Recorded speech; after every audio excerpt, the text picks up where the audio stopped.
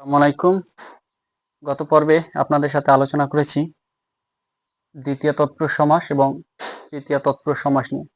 এ পর্যায়ে আলোচনা করব অর্থাৎ এই পর্বে চতুর্থী তৎপুরুষ সমাস ও পঞ্চমী তৎপুরুষ সমাস সম্পর্কে। তো আমরা শুরু করি।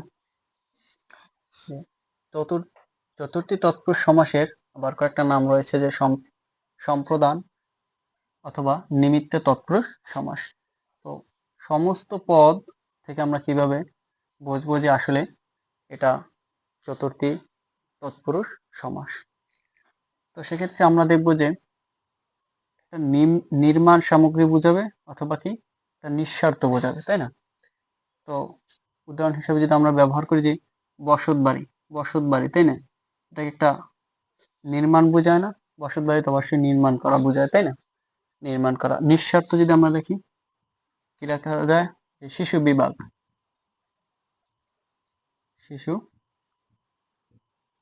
বিভাগ, তাই না? অর্থাৎ শিশুদের জন্য যে বিভাগ, তো এটাও তো আসলে নিঃস্বার্থ, শিশু বিভাগ। তো এভাবেই আমরা আসলে যদি দেখি যে নির্মাণ সামগ্রী বোঝায় অথবা নিঃস্বার্থ কোনো কিছু বোঝায়, সেক্ষেত্রে সেটা হচ্ছে চতুর্থী তৎপুরুষ সমাস। তো এরপর যে আমরা দেখবো যে ব্যাস বাক্য দিয়ে কিভাবে আমরা বুঝতে পারি। তো আমরা লিখি যদি যে বসত বাড়ি,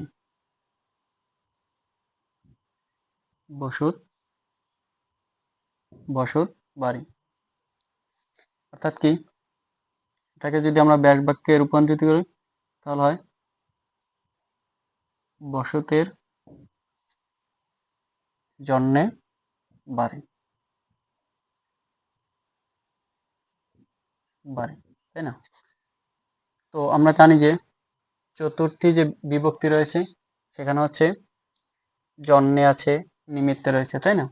কি রয়েছে? জন্যে নিমিত্তে, জন্যে